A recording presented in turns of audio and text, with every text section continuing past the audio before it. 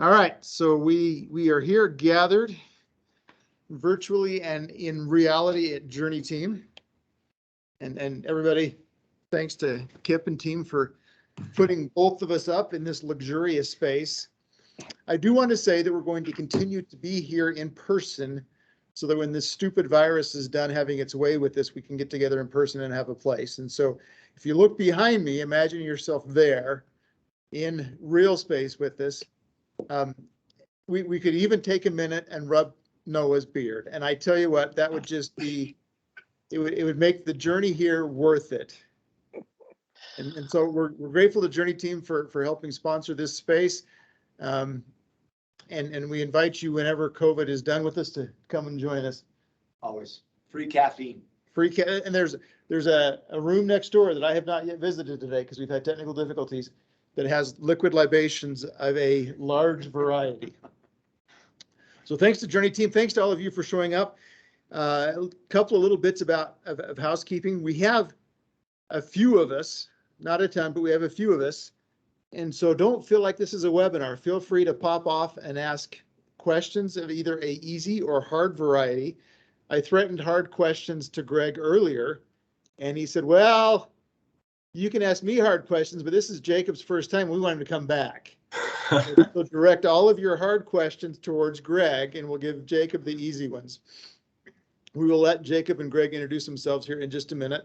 I normally say to put yourselves on mute, but with this small number of people, feel free to speak up and interrupt at any point.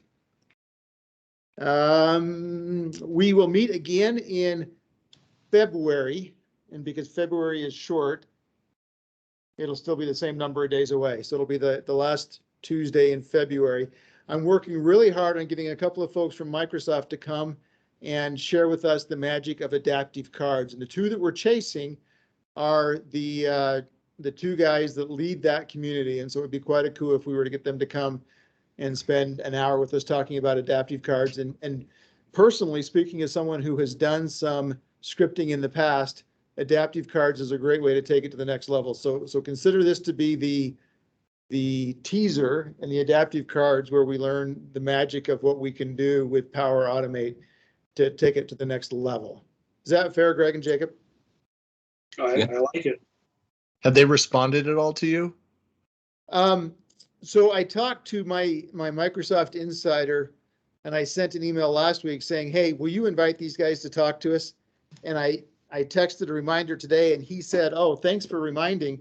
I've been buried and haven't gotten to it. So I know now that the email has gone out, but they have not yet responded, but they've only had about 4 hours. So Kevin, if you want, so we're doing a rush project for a company that's heavily on adaptive cards. So worst case, we could probably use content if you can't get them to present. And so what, were you guys all able to hear Kip okay? He's not right on top of the microphone like I am. We had talked about, as we're preparing to do this adaptive cards bonanza, that we would have some of the time from the Microsoft kids on here's how it works. And then we very much wanted to have some local, here's how we've used it. Yeah. And so that would be ideal. We'll reach out to a few of the other folks that do adaptive cards and see if we can get an array of business cases. Yeah. Yeah. And we're looking for here's the theory, here's how it works. And then also here's how we've actually put it into practice. And I think both are equally powerful. In terms of today, as long as we're talking about format, Jacob and Greg are going to show us some of the cool things that Jacob has done for a small local home builder that may or may not be named later. And then following that, I'd like to have a panel discussion about how do we administer Power Automate? Do we let our citizen developers go rogue, or do we put some roadblocks in their way? Do we do some sort of organizational control over that or not? And I have some strong opinions, as you might have anticipated, and I suspect others will. And so we'll have a bit of a fisticuff around that topic once we're done. And as always, I welcome all of y'all to participate. So I think that's all of our housekeeping. Did I miss anything? I normally have slides with board members, but I think you can assume that if somebody's here in a t-shirt that he's a board member, right? That was you, Christian. All right. Greg, I Jacob, just stopped. I stopped caring is what happened. Yeah, but yeah, you stopped caring so long ago that you can't remember when you did care. I know it was a facade for a while, but now the facade is gone. That's right. All right. Ask your questions as they go. Jacob, Greg, go. All right. Give me just a moment to share my screen and start the presentation. As usual, have prepared just a couple of slides. We're not going to bore you to tears with going through slides, but wanted to kind of introduce ourselves and kind of the topic we're going to be talking about. So if you saw Is an that a email picture someone that you, out, what is was that a that? picture you took? No, that is not a picture. Well, I guess it depends on what you mean by took. If Stole it. stole from the internet is what you mean, then yes. But no, I did not actually take nor draw this picture. But yeah, there's kind of you'll see a unicorn theme throughout the slides, kind of talking about, is a citizen developer a real thing or is it mythical? And so curious to get your feedback as we kind of walk through this presentation on, are citizen developers a real thing, and what does it take to become one, and how easy or hard is that? So with that, I'm going to go to the next slide and let Jacob introduce himself. Okay, so that's me. The home builder is Ivory Homes, as you can see by the picture there. So first of all, what I do for work is I'm the model homes manager for Ivory Homes for Salt Lake County. And what that means is I manage 15, give or take, model homes in Salt Lake County and Wasatch County. And that's like basically every little thing with a model home that isn't building it or designing it. So like those are the really hard stuff. That's what I do. So like making sure there's internet, phones, a sign there, all of those little things I do. And that's what spurred this whole thing. But right now I'm also a student at the University of Utah. I'm pursuing a double major in computer science and applied math. And I'm expected to graduate in fall 2023. So we're getting there. We're about halfway done now. So that's me. Awesome. Any questions for Jacob? I was going to ask a silly question about why he chose to get an education instead of going to some other school, but go Utes.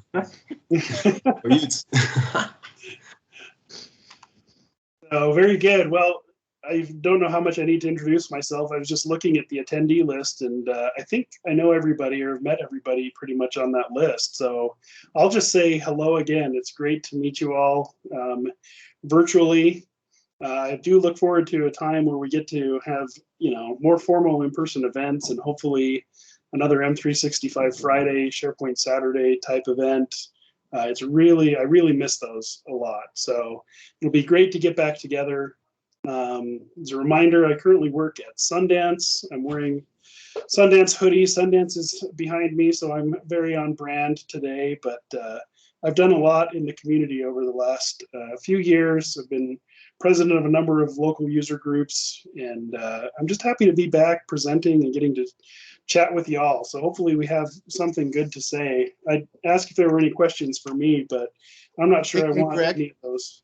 I would like to point out that is not Sundance the ski resort. So those of you that are typing a note asking for a ski pass, don't send it. It's also not the Sundance Institute for the Film Festival. So no, I can't get you any film festival passes. You're just But useless to us, Greg. But if you are looking for a discount from our Sundance catalog, I could tell you that there might just be a promotion coming up this weekend that hasn't been announced yet. So, and if you're really nice to me, we could maybe talk about employee pricing, but that's going to probably cost you a lunch or something. So, but yeah, I'm in charge of their web property, SundanceCatalog.com. So that's my primary responsibility. But enough about me. So back to the unicorns, this notion of a citizen developer. And Kevin did a great job introducing this, saying, please don't mute your microphones. Like, I would love to know, do citizen developers exist in your organizations or maybe the organizations you work with? My guess is they probably do, but I'd like to hear from you. Is anybody aware of citizen developers in their orgs? I feel like I talk a lot, but I'm still going to go first. We had a vice president of audit. So huge finance background, led an audit team. It was actually internal audit, and so they were in a special section of the building where you couldn't get in if you didn't have the right pass card.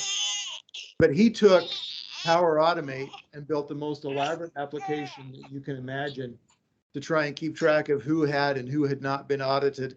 He later moved and became the chief financial officer of one of our subsidiaries and did the same thing and just built this insane application that he used at the subsidiary. Now, I did say that we were going to talk about how do you administer these kinds of things? How do you, what's your governance model look like?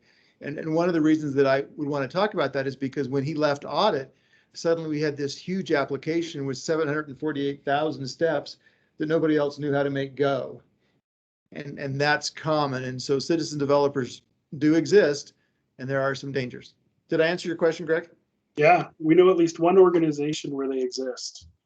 So, I mean, I guess another question maybe worth asking is when we use the phrase citizen developer, do people know what that generally means? Or is that kind of a new phrase for people? It's a new phrase. I mean, let's be frank, Microsoft has marketed that phrase. So, I mean, it didn't exist, what, 3 years ago? So, 4 years ago? maybe we call this an instant poll. If it did exist, give us a thumbs up in chat. And if you've heard of it, give us a thumbs up. And if it's new to you, thumbs down. Let's do an instant poll. And Pat's already said new to me. There's a thumbs up, thumbs up. So I would say Kip. I would say Greg, it's something we've heard of. Yeah, people have generally heard of it, but I do appreciate Kip kind of pointing out it is a relatively new term. Like even after Power Apps, Power Automate, then Flow was introduced, like this term came along a little bit after them.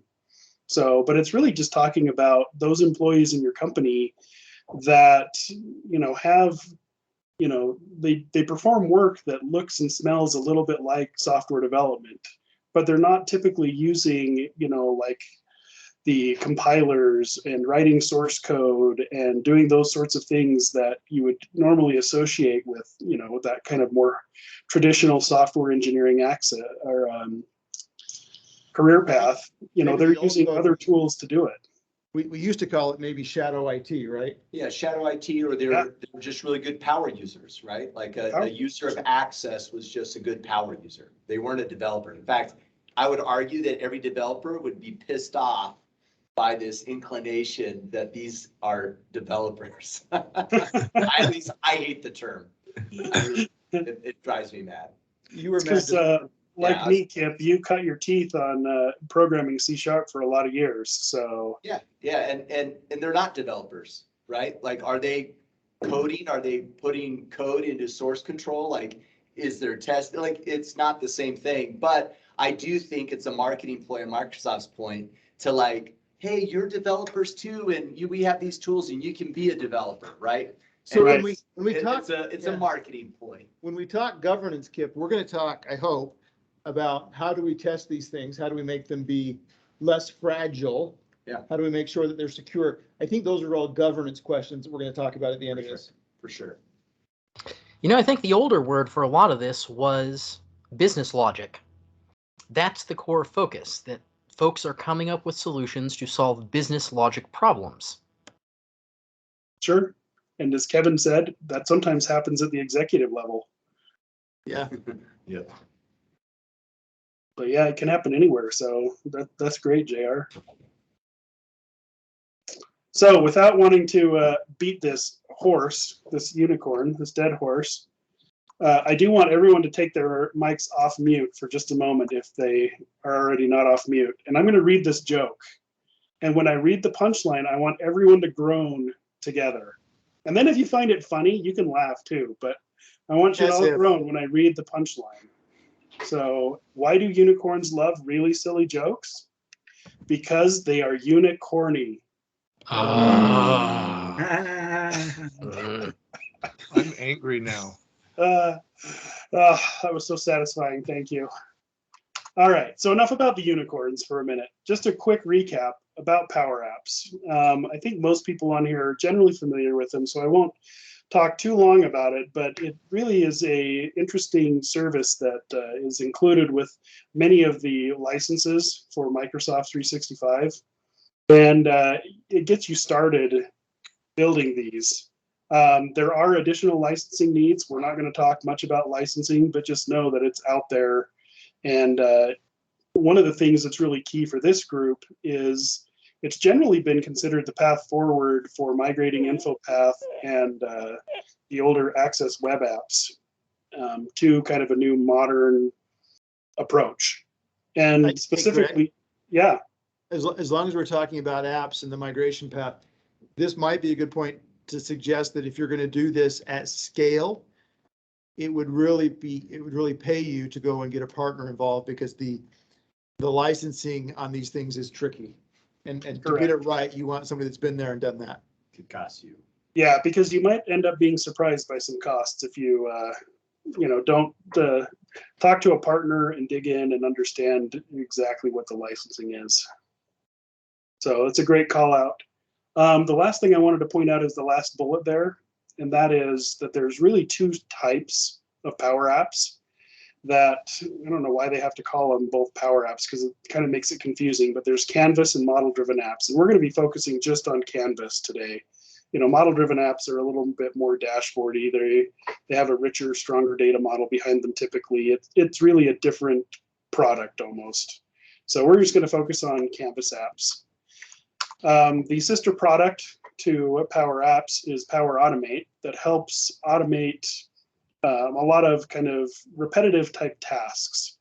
And so it doesn't even have to be truly repetitive, but it can be something like, hey, when something happens, I want to send an email, or I want to, go seek an approval, or I want to do whatever.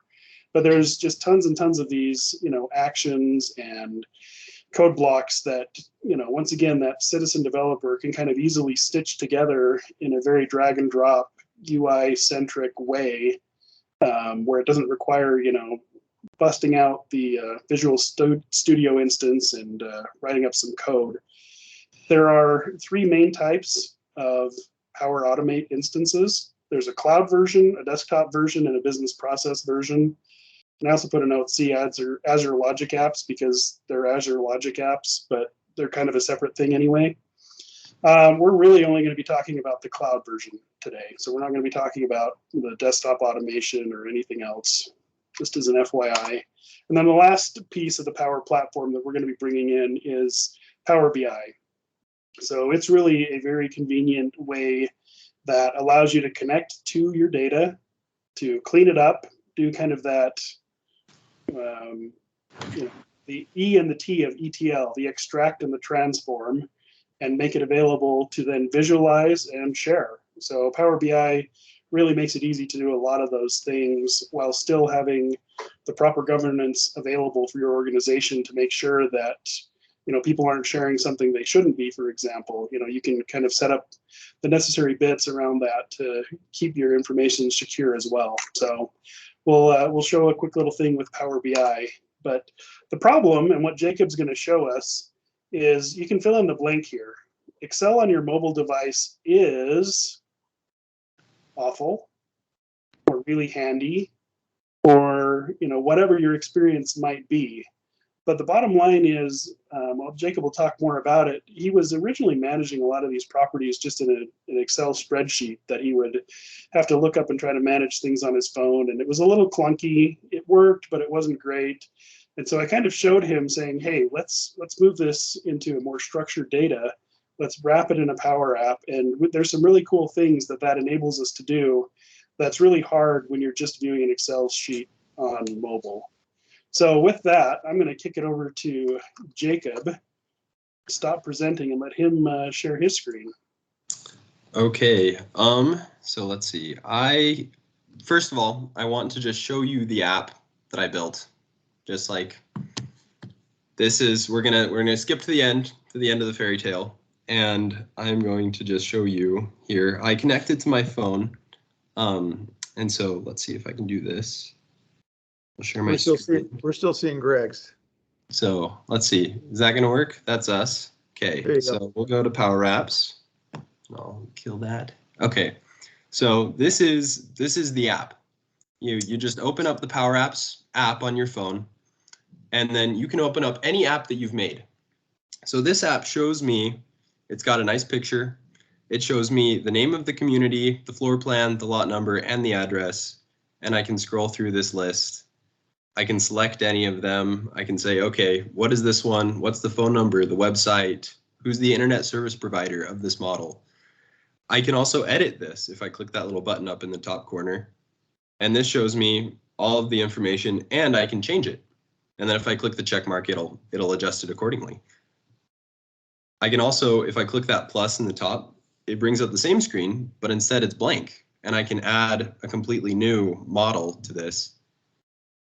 So really, this is one of the awesome things you can do with Power Apps. Like, I took this Excel spreadsheet that was kind of unwieldy on a phone. Like, it was great on a computer. Like, I could have all of the data on my screen at once and I could see it, but it was kind of hard to kind of zoom in and try to click on everything, try to figure out exactly what matched up to what.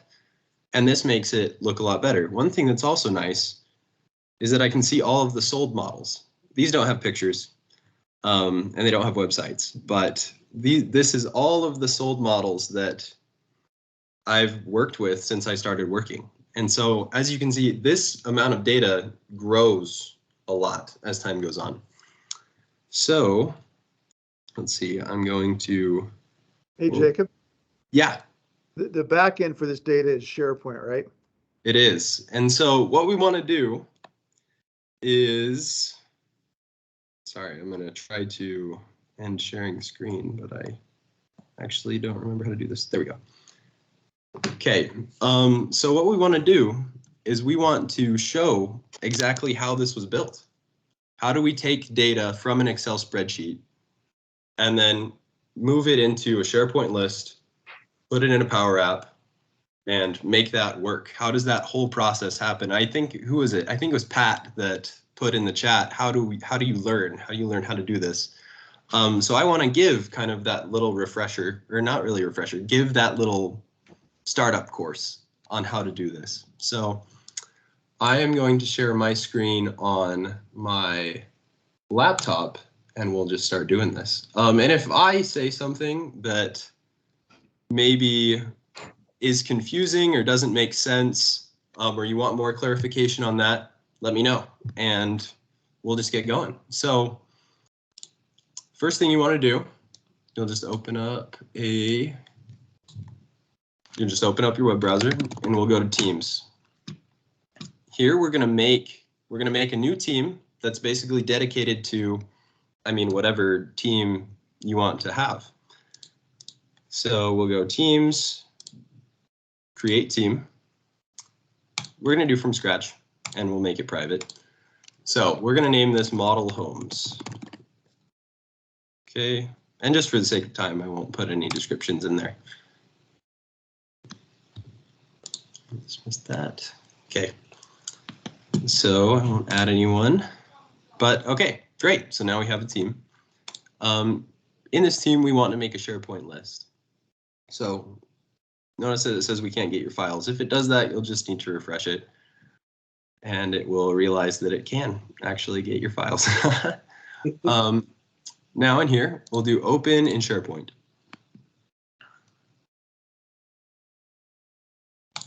Okay, so now that we're here, we can go to Home. And this will let us make a new list, a new SharePoint list. So you can make it from an Excel spreadsheet if you already have like a table outlining this, but you don't have as much control. If you make a blank list, you can specify exactly the types you want for each column in this list that you make. And it'll make your whole list, your app, work a little bit better. So we're going to make a blank list. And this one, we're just going to name it models. It's fine to show insight navigation. That'll just put it over here. So we'll create it. Okay, so now let's see, I'll pull up. This is the data that I had for my app. This is what I used. So it's got the name of the model home. So all of these are just the names of the subdivisions really that they're in. All the red ones are the sold ones.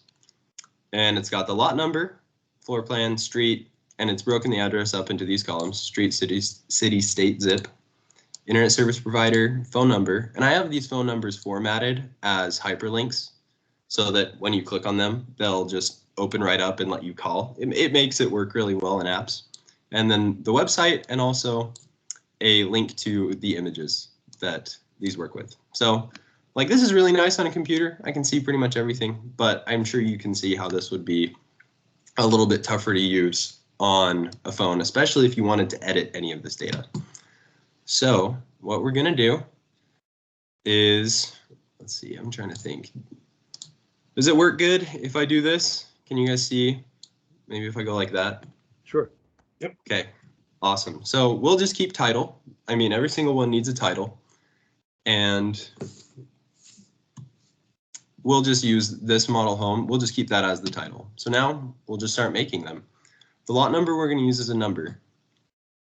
We'll just name it lot.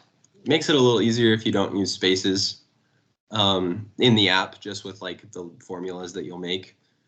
So we'll go here. We don't really want to use a thousands separator in this. That might look a little weird if it's a really big lot number.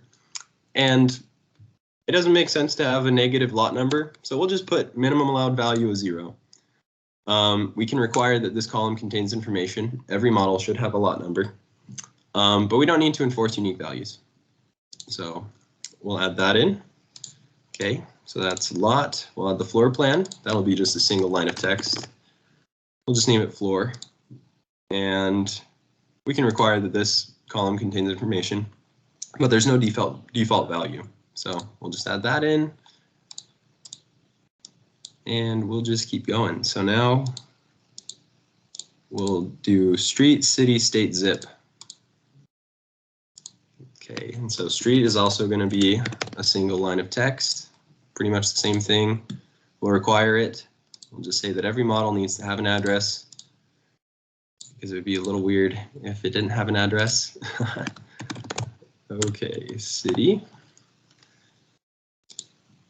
And then we'll do the same thing. We can require that this contains information. One thing I also meant to mention, there is a location attribute in SharePoint lists, but they don't work very well with pasted. Like, I can't really paste in this data as easily. And so for that reason, I'm opting to use just lines of text, and it'll work very similarly.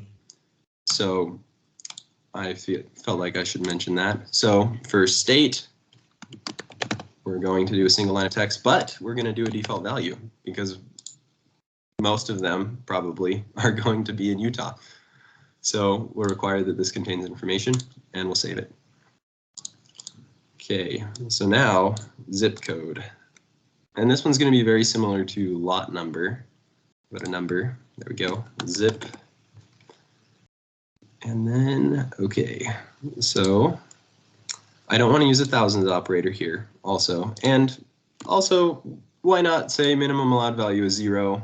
I mean, it never should if it's a valid zip code, but might as well just say, like, put a few more constraints on it just to make sure that it's probably good. So we'll require that that contains information and save it. Okay, now this is a fun one. So we can go to choice here for internet. For most of the models that I manage, we only use 3 internet service providers. We use Comcast, and we use CenturyLink, and for a few, we use Verizon. And so I'm actually going to change that color to that so that it matches their brands. And so you can add as many choices as you want with these choice columns. One other thing that's kind of nice, you can change how you want to do this using a drop-down menu or radio buttons. If you do radio buttons, you can't do multiple selections. I like the drop-down menu, but we're not going to allow multiple selections. We're also not going to require that this column contains information. Sometimes we may use a hotspot or something, so we'll just decide on that. And then now we'll keep going. since we formatted phone number as a hyperlink, we're going to choose it as a hyperlink. And hyperlinks are pretty much normal. Not every single model has a phone number, so we won't require it. So I'm also noticing that's a little typo in the spreadsheet. We'll just change that. There we go. Okay, phone, that's good. Now we'll do website. It's very similar. It's also a hyperlink. Okay.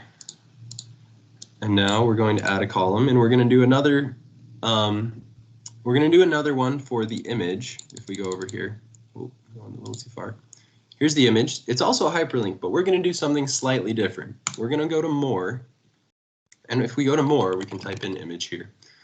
But we can also go hyperlink or picture. If you do image, it'll ask you to upload an image, but that doesn't play well with Power Apps. That's one of the funny quirks that I had to figure out when I was trying to figure out how to make this. Because I downloaded all these images first and then I uploaded them, and that works really well with the SharePoint list. But for some reason, that integration just doesn't fit. So if we do hyperlink or picture, we can then format the URL as a picture.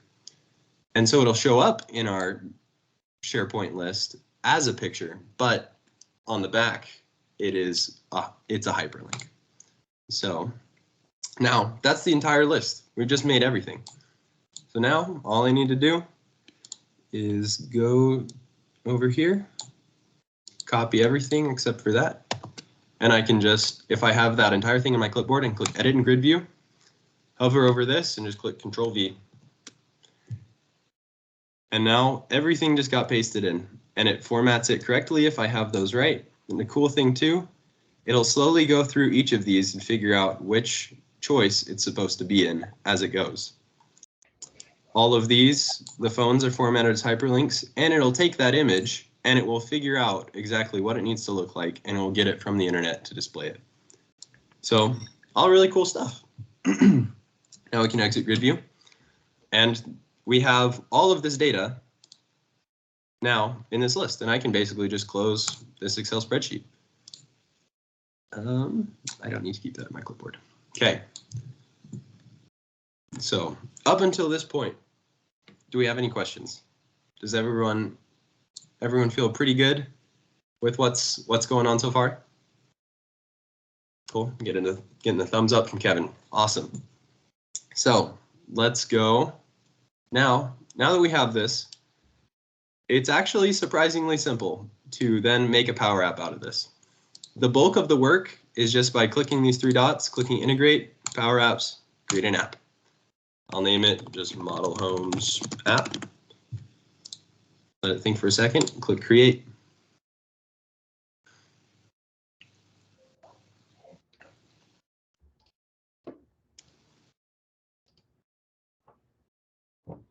Now it's doing some magic here, and as we wait for it to load, you'll see exactly how close what it puts out from just this is to the app that I just showed you at the beginning.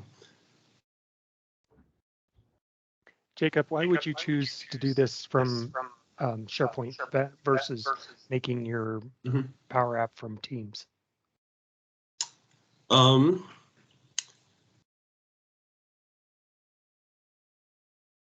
Same. I'm not sure I understand exactly your question. You can in Teams you can have that same list and make a Power App. So it seems to me that if you're in Teams, that's just a different representation of that same SharePoint list. Yeah. And so you Same. could take the same application once it's done and surface it in Teams. But by building it in SharePoint, you're building it at the base layer, and then you choose where it gets surfaced. Mm-hmm. How'd I do, Mr. Citizen Developer Hater? Yeah, I mean, a list is a SharePoint list, right? Regardless of how you access it through the interface. So I agree. How either way, this Canvas app is up to our imagination now, right? Pretty much. And so, and honestly, I mean, this is, even though you're accessing it through SharePoint.com, it's still linked to this team. You know, it's still a part of this. Like, you could still find it. And so now we've got this power up. Like this was all generated just from that list. But you'll notice it's not quite as clean as the one that I had. Like it doesn't have, it just randomly, it picked information that it thought would look good. It picked the pictures, which is awesome. Picked the title, and then it just picked the next two columns, which were lot and floor plan. So, I mean, this is the bulk of the work done. And I haven't had to write any code, like absolutely no code. And we have an app. Like I could just save this right here and I could go to file and there we go. I could share it. I could just send it out. I could say, this is the app, and I could do a lot of work with this. But now let's work on making it a little bit better. Let's make it look a little bit nicer. So this is the editor. This is what we have up here. This is how we can make any changes we want to this Power App. So in this tree view, we see kind of how this app is put together. So the top is the app. Then we have three screens. The first screen is the browse screen. This is this main screen. The big thing that it's got in it is this browse gallery. This scrollable list is called a gallery. And I mean, we can add these, we can add any number of them to the app. And then it's just got like this text box is a thing, all of these buttons. And then the next screen is the detail screen. This just shows anything that was selected from the gallery. Then we've got the edit screen, does the same thing. Sorry about that. And yeah, so now we can make any changes we want as soon as we understand that. We can navigate to these screens from the tree view, or if we hold Alt, you can actually click on the buttons. Like I can click the plus and it'll take me straight to the edit screen in the instance of adding a new model. I can hold Alt and click X, it'll take me back to the main menu. So first thing, let's change this gallery a little bit. Let's make it look a little bit nicer. If I want to select the entire gallery, I select just anything other than this first element. It'll select the whole thing. But if I want to change each element, I'd make the changes on this first element. So this, and each thing refers to like this item dot title is the title of whatever item is being displayed in the gallery. So let's say I want to add the lot number to this thing. I can just add on, I can append some more text to this. I can just, and they use an ampersand sign in Power Apps to do this. So I do and space and then a pound sign, and we'll do that. And then and this item dot lot. And now that shows up. See, now I've got a space, pound sign, and then the lot number. And so that looks pretty good. I think that looks pretty nice. I can go in here and instead of the lot, I can actually move up. Let's say I want to move up the floor plan. I'll just do that. I'll just do this item dot floor instead. Oh, not enter. And then this one, maybe I want to have the address. So this one's going to be kind of a big string of appending text to itself, basically. So we'll just start with the street. Then we'll do and, we'll do a comma and a space. Another and. Now we'll do this item dot, okay, let's see, city. We'll do the same thing. We'll do an and then a comma and a space, and state. And now we won't do a comma. We'll just do a space, and then, oh, whoops, I should have said this item. This item dot state, and this item dot zip. And great, there we go. And notice that all of those changes that I made to this first item propagated throughout the entire gallery to every single thing in there. So I think that's pretty great. Another little change we can do is if I click on one of these, let's say I click on Big Willow Creek Estates. One funny thing that sometimes happens in Power Apps when it auto-generates these is it doesn't include every single column. If we look, it's got title, lot, floor, the address, and then it's got internet, but it doesn't have the phone and it doesn't have the website. So one thing you can do, if you click on this, this will highlight the detail form. So this is the detail screen, which has this detail form inside of it. And I can just go here and click edit fields. In here, I can add any fields that were missed. So I can just type in phone and it says, oh, hey, there's some data that's phone, and I can just add that in, and there we go. That's it. I'll also add the website. I don't think I need to add the picture. I think it's pretty good on the main menu. But what do I do if I want to make this phone not have this tel : at the beginning? Well, we see this little lock symbol. This means that I can't edit this card. Like each one of these is represented as a card. And so this label and this text. So if I want to change it, I just have to click unlock. And now I can edit the little inside things. So if I look here, this looks, for those of you that are familiar with HTML, this looks like a link attribute. This is linking this hyperlink, the tel : and then the number. That's what this is. And then this is the text. And it's just appending this string, this text to it all. So it looks a bit confusing, but basically if I modify this, then I can just make it work. So the way you do this in Power Apps is if you want to get rid of some text, use the substitute function. Substitute, and then I've got the string that I want to substitute, parent.default, and then the target string, which is tel : and then I want to substitute tel : with just nothing. And now, look at that. This still functions as a hyperlink. If I click on this, notice that it immediately says make a call from, and I don't have an app to make a call on my laptop. But if I have this running on my phone, it'll just open up the call, the phone app immediately and say, here, call this. And so that is a big plus from Excel, where it would be kind of a pain to do that. So we're already making a lot of progress. We've already got a really nice app. But now, what do I do if I want to say, hey, maybe I only want to see the apps that, or the models that are currently used? How do I filter that? So this is shown in the gallery.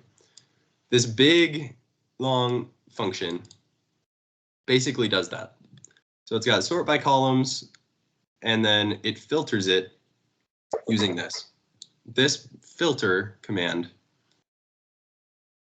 is what it does, is what we can modify to give it that behavior. So it filters this data. This, if you notice, is the same name as the SharePoint list that we added.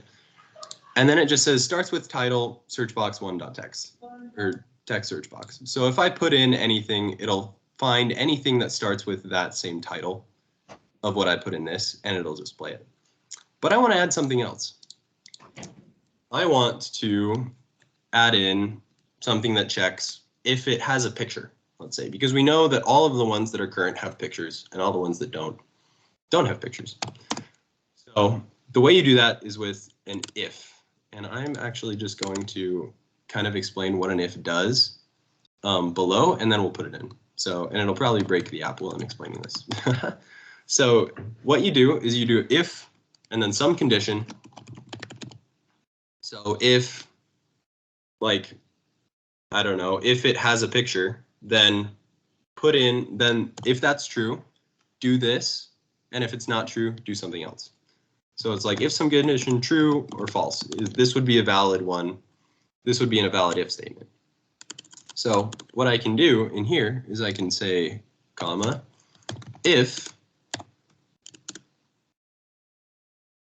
now we'll do, I'm trying to remember, actually, I wrote down exactly what the syntax is to do this. Some of making a Power App is just looking up exactly how you can make this work and trying to figure out how could I do this. See, citizen developers are developers, Kip, because they use Google too. Yeah, we Google a lot.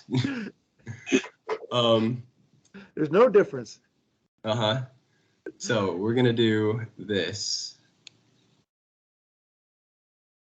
Actually, we're gonna not do an if to start off. We're gonna change it up a little bit instead. We'll do we can check if something's blank in Power Apps by using the isBlank function. So if I say isBlank image, and I think I need to add that in. So there we go. Now we're saying only show me the ones where it doesn't have an image. It's like, okay, great. So now if I want to show the ones that are not blank, I just have to surround it with a not.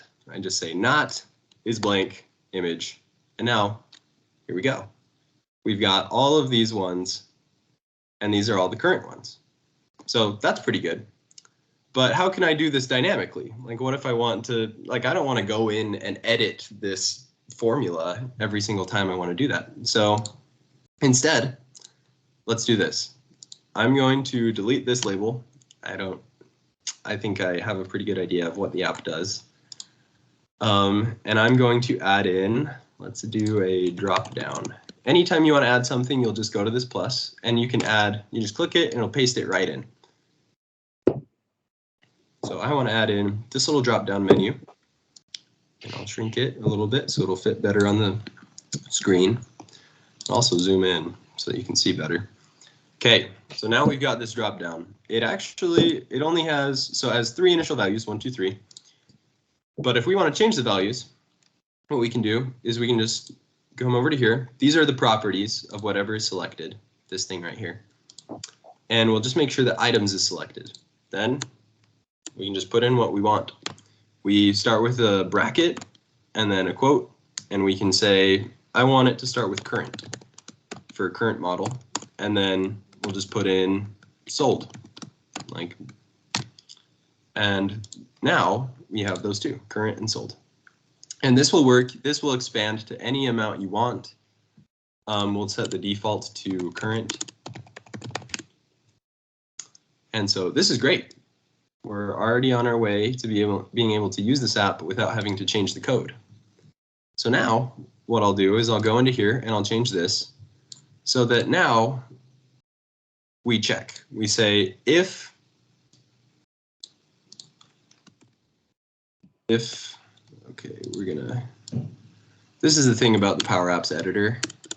It's not that easy to use. So we'll do if, what we do is, let me explain this a little bit better first. The name of this dropdown is dropdown 1. So if we want to reference it, we just use this name, dropdown 1. So we'll go here, we'll say if dropdown 1, and it'll automatically complete it for us. We'll do dot selected. This will get us the selected value. But now if we look at this, I don't think it'll say it, but this gives us something that's like a type, that's a record. It sends back this record that we can't really compare it to anything. So if we want to get the text of it, we have to say dot value. So figuring that little thing out took also a lot of Googling. So we'll say if it equals current, then we want to do some stuff. Then we'll say, I want you to show me all of the ones that are not, that the image is not empty. And then otherwise, what I want you to do is I want you to show me all of the ones that are empty. And so this is Jacob. Yeah. What was that? I was just wondering, is it empty or is blank? Oh, it might be as blank. Let's see if it works in here. It might be as blank. Yeah, it's blank. It is blank. Change that really quick. Okay. So now we have to figure out, I think I'm probably missing a parenthesis or something. Yeah, there we go. So now we've got it working. Now it's on current, so it's showing us all of the ones that are available or that are currently models. And now if I click on sold, it switches. It'll show us all the ones that are sold. So this is a pretty awesome thing. This is most of the app, right? But if you notice right here, this is something. This is a little warning that Power Apps is giving us. This is a delegation warning. And I'll explain what that is, but the reason that we're getting it is that the filter part of this formula is a little bit too complicated for Power Apps to do by itself. It says the data source might not be able to process the formula and might return an incomplete data set. And that's because it doesn't really know how to implement not and like this big if statement inside the filter. What Power Apps likes to do is it likes to delegate these filter functions to the data source. So our data source is the SharePoint list. So it likes to send these, it likes to say, hey, I want all of the items that start with whatever's in the search box and only send those back to me. And it can do that with simple functions. It can just say, hey, I want this, send it back to me. But if you have a massive SharePoint list, that's the only way this will work. Because if you have this crazy filter function that it can't delegate, so let me back up. It has this crazy filter function and it can't delegate it. So what it does instead is it'll download your entire list to the app. It will then apply the functions on your app locally, and it will keep all the stuff that match that criteria. So that works for something small. Like it will probably work for this. I mean, this is maybe 50 different items in the SharePoint list. But let's say you have 1,500, and every time you click that button, it downloads all 1,500 things, sorts through them, and then only keeps them. That will get really slow, really, really fast. So when designing a Power App, you need to think about, okay, is this delegation warning going to really mess things up? So when I first saw this, I thought to myself, okay, I don't think I really want to have a delegation warning in my Power App. I want to just have this work for any amount of data. So what I did is I instead made a second list, and this is where I'll demonstrate Power Automate a little bit. So we'll go into here. We'll say, let's delete all of the sold items from this list and just make this current models. We'll just go down here. I think I can actually select these, and then we'll just unselect all of them. Also, looking at time, I don't think I'll have enough time to go over Power BI. What do you think, Greg? We'll see. But if we have to cut it, we cut it. Okay. So this is the end. So all of the ones below this are all sold, so we'll delete them. If we have to, Jacob, we can just kind of have you show what it looks like and not how you did it. Sure. Yeah, that would be totally fine. Okay, and so now we're going to make a new list. And we're going to say new list from existing list, and this will make things work a little bit better. And we'll just do models. So this is the previous list. We'll make a new one. And we'll just call this sold models. Okay, create. And as you can see, all of this stuff is already here. So now I can just go back to my Excel spreadsheet, pull all this data out, all of this right here. I'll just get all of the sold models, copy them, put that in my clipboard, and paste it right in. So now, here we go. We've got two lists now. We've got one list that contains the current models and one list that contains the sold models. So now that that's all updated, we'll go back in Power Apps and we'll add data. We'll say, hey, I want this data source, and it'll be from SharePoint. So it's this SharePoint. Well, it's already got, okay, I don't think it has the right URL. So we'll take this URL. It's everything after, it's everything before this is the URL. So we don't need the lists, but this is our SharePoint URL. So we'll paste this right in, connect it, and now I can choose sold models. I can say, hey, connect this to my Power App, and now I can access this. Hey, Jacob. So, yeah. While you're here, this might be a good time to mention that Power Apps can connect to any number of data sources. I mean, the list is 1.5 miles long, but that's where the licensing really becomes tricky. If you're connecting to SharePoint, it's one licensing model that's not bad. And Yep. if you're connecting to Oracle, then it gets bad. Like if I want to do a SQL server, also notice it has this premium, like this premium icon, which means I have to have a different licensing agreement with them to be able to do this. So that's another reason why we're using SharePoint lists to do this. Why pay for So- something you can do for free? There you go. Okay, so now we've got this. And I can just say, what I want to do is I can move this if statement.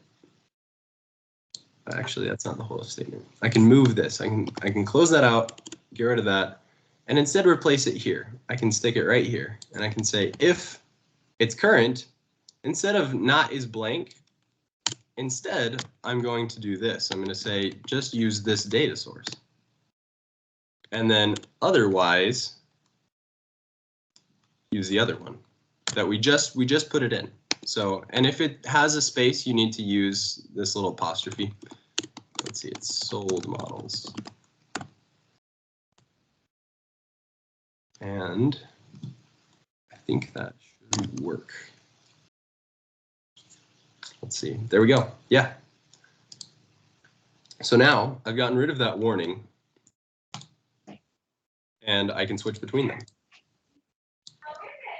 But now the question is, how do I move things between lists?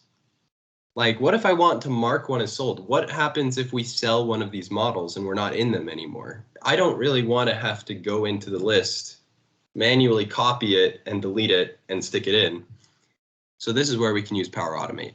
This is one nice thing. So what we can do, and this integrates really well into Power Apps, we just click Power Automate over here in Action.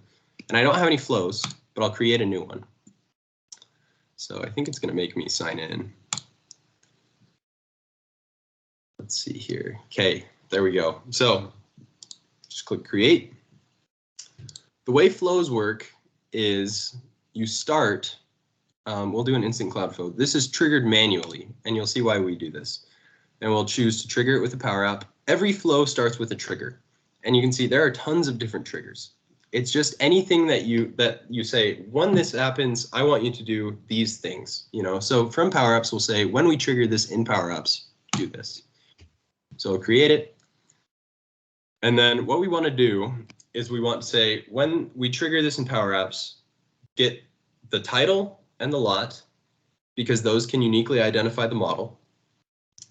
And then copy that element to the new list and delete it from the old list. Okay, so we'll just do new step, initialize variable, because we want to get to those, that title and that lot. So we'll do just var title. That's going to be a string, which is just some text, and then value. This is where we're going to need to ask in Power Apps. These are kind of like functions where we pass in, we send an argument through Power Apps over to this flow, and we can use it. So now we initialize the variable in Power Apps. We'll do new step. We'll make another initialize variable. And we'll do var lot. And this one will be an integer. And we will also ask in Power Apps. And we'll do a new step. We'll get items. And this is a SharePoint thing. We'll get items from a SharePoint list. Actually, yeah, we'll do get items. I see that there's a get item. I have not used that before, so I'm not going to try to guess right now. Yeah, I know, but we're just gonna go with it. We're gonna say, and I'm gonna copy the SharePoint URL again because it's asking me for it. I'll paste that in. Good. Come on. Wow, it's not liking that. Enter custom value. I guess you have to click, and then you can paste it in. Okay, so we'll get the item from models because we're going to be taking it from there. Then we're going to need to filter it because by doing this, we'll just get every single item. What we want to do is we want to get just that item. And the way you do this is you make a filter query here.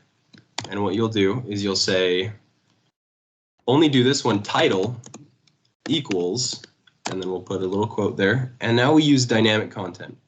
What we're going to do is we're going to use var title because we just declared it there. We'll do this.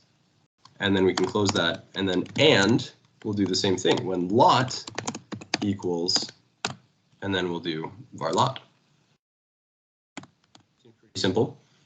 And that will just get us that element. Make a new step. Now, this is where we create, let's see, create item in SharePoint. So same site address. I think I can just, yeah, I still have it in there. So enter custom value, paste that in. Now the SharePoint list name, we're going to create it in sold models. So we'll go in here and now we see all of this stuff. This is all just the same things. And so we'll just find it all in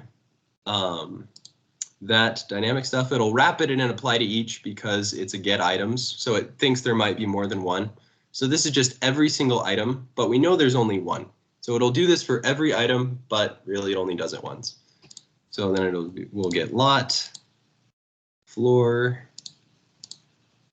street, and then city, state, zip,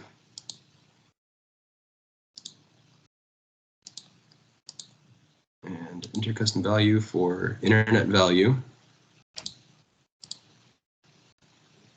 phone, and website. Okay, so now this will just create an item in sold models that has all of these same attributes as the item that it got from this. And then all we got to do is delete that item from the other list. So now we'll do delete item in SharePoint. We'll enter the custom value, we'll paste that address in, and then we'll delete it from models. We'll say, okay, we don't need this in here. And then every single thing has a unique ID, every single item. So we can use that to identify it. So we'll just say this get items ID. This will just delete any item that has this ID. And this is the entire flow. This will do exactly what we want it to do. So we'll save it. And now, I think we're good. We can go back here. And let's see, my flows. Okay, I should have named it, but this is what it looks like. So we'll just go into here. We can add this flow now that we've made it. We can just say Power Apps, adding, and it'll put it right into our app so that we can use it. And that is a terrible name. That is why you name your flows, I will say. The things you learn in the middle of a demo. That is true. That is true. But we're going to use it. So now what we'll do is we'll go into here.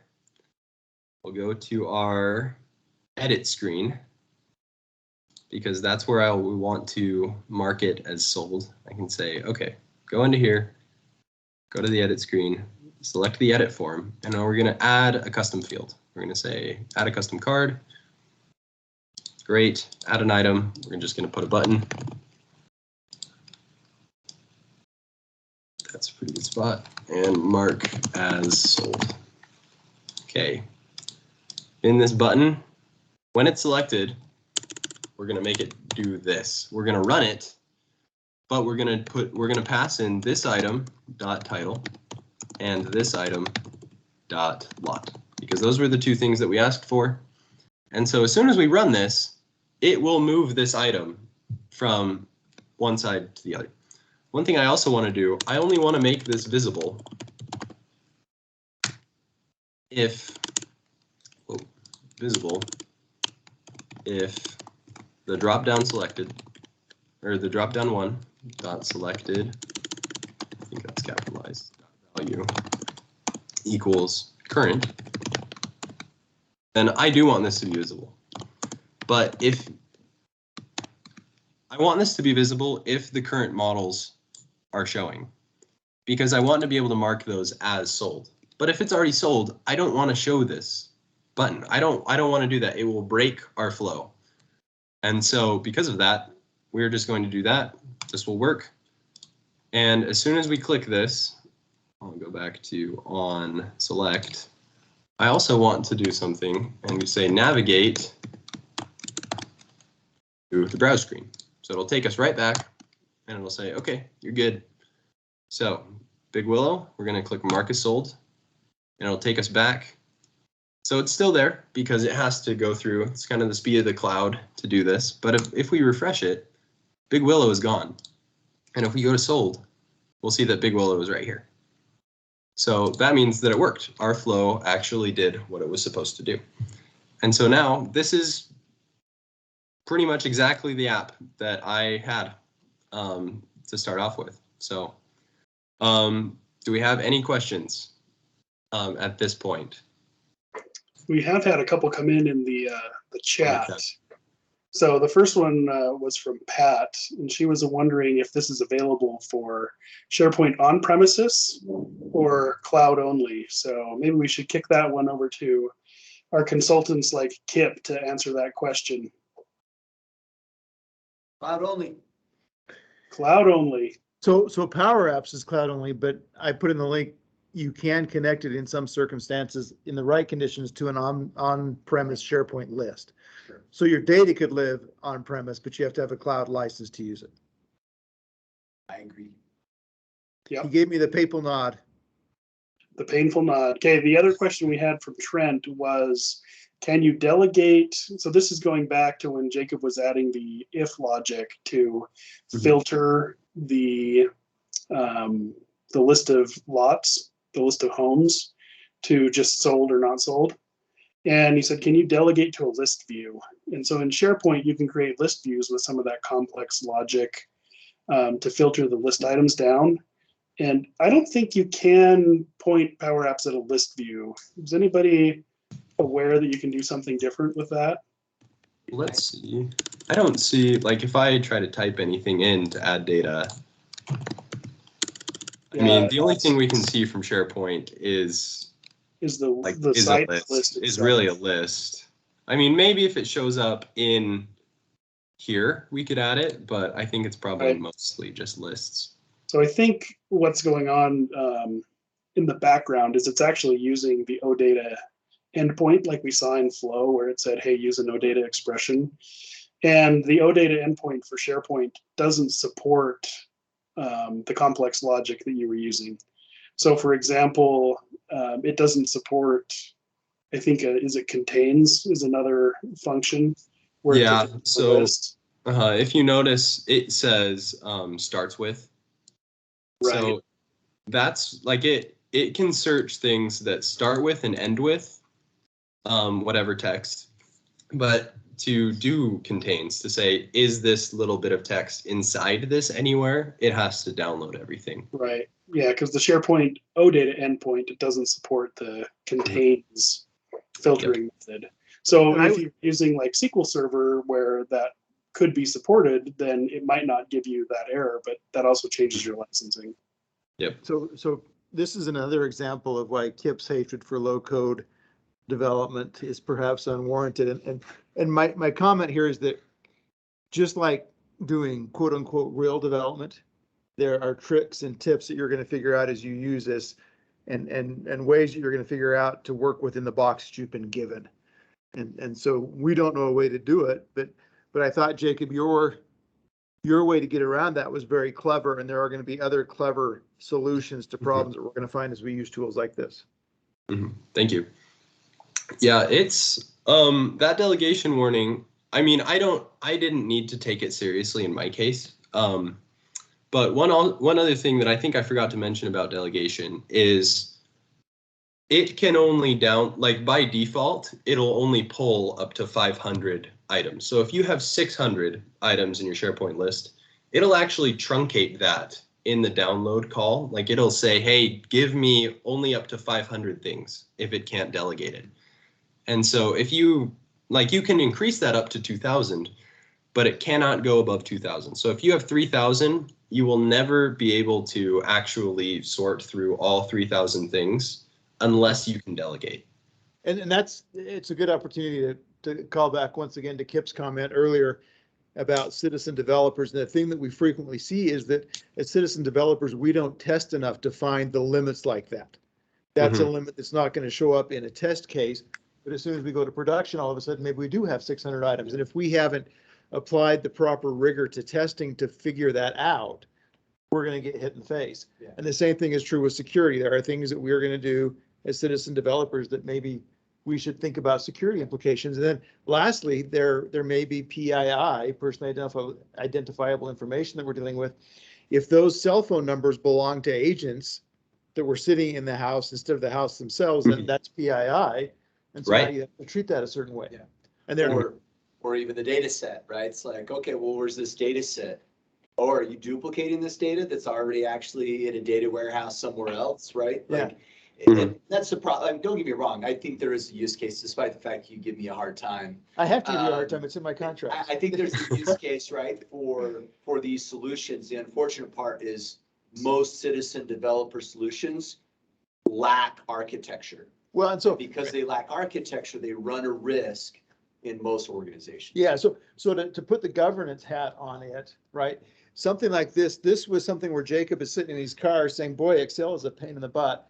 So he's got the itch, he's got the problem solution, and he's the guy that's closest to it and knows how to fix it. And what this does is it gives Jacob a tool where he can go out and fix it. And at a certain point, as IT professionals, do we spin into that and say, okay, Jacob, let me help you do some testing on that and do some architecture on it. And maybe we never move it away from a Power App, but we've blessed it and we've supported it and we've given you a way. Provide some guidance at least. Yeah, that you can call for help and we're not making Jacob be a lone man on an island. Yeah. What do you think, Jacob? I think that is very reasonable, honestly, because I mean, I was given, like, Greg kind of showed me the ropes for just like the initial setup that I showed you of getting to this point, and then he kind of set me free and said, go figure it out, you know, which was really good. But there were a lot of times where I thought, you know, maybe online documentation was lacking. Like this editor is fine, you know, it does what it's supposed to do. But I mean, like, the autocomplete isn't great. The error messages are not great. And so, like, having some direction and some guidance, and like you said, to get a better architecture, I mean, that would end up just making this a better experience for, I think, citizen developers in general. And it would help protect, I think, the company or data. Like, all of this data that I have is just data that you can basically find online. Like, if you just search through all of Ivory Home's website, you know, you could find it all. But if it's not, then that's a bigger problem. So there's a guy named Eric Raymond wrote a famous white paper 1,000,000 years ago called The Cathedral and the Bazaar. And it was the treatise about open source. Yeah. And what he said was that the guy that has the itch, maybe I should say the person that has the itch is the person that's going to go out and fix that itch. And in our enterprises, what these tools give somebody the opportunity to do is go out in the bazaar and build a solution to an itch. And Cool. and if we're the IT organization, we need to find ways to encourage that because Jacob has solved a problem. And when he moves on to his next job, whoever comes behind him can leverage that tool to do a better job than they would otherwise. But Ivory Homes, if they have an IT organization, should be spinning into that and saying, how do we support and secure this? Yeah, it's the tall tale IT problem, right? Yeah. It's like, you want governance, but you're not a business enablement. Right. And if you don't enable the business, they will find an easier way because they have a need, whether you're providing that service or not. Right? And if it's not Power Apps, like, let's say IT goes, oh, you know what, Power Apps is a mess, we don't want citizen development, then he's going to move from Excel to some other online tooling, right? Because there's a business requirement. And Our business users want to solve problems. If we don't give them a way to solve a problem that's blessed, they're going to go do it in a dark corner and we're not going to know about it. Yeah. Jacob, great presentation, everybody. Good job. Woo! In spite of being handicapped with Greg being on the panel with you, you did a great job and we appreciate it. We will hopefully come back next month and talk about action cards, adaptive cards, and hopefully we'll have the same sort of high level presentation. again, thanks for Journey Team for putting the two of us up. And Kip works at I Journey was Team, here so anyway, so he so- was here anyway. Yeah, I'm the only one that actually made the trek. If you can join us next month, I'm here to tell you, there's M&Ms, there's soda, there's cookies, although it's mostly the oatmeal raisin is mostly what's left. So it's Yeah. time to restock because nobody We'll wants get those. some more, just for you guys if you Yeah. come in. Yeah, so come next month and join us in person if you feel safe about that. I will get this up and post it on YouTube in the next few years and send a note out. And let's call that a meeting. Thanks, everyone. Okay, thank you. Thanks, Jacob. Thanks, Jake. Thanks, Ray. Bye, everyone. See ya.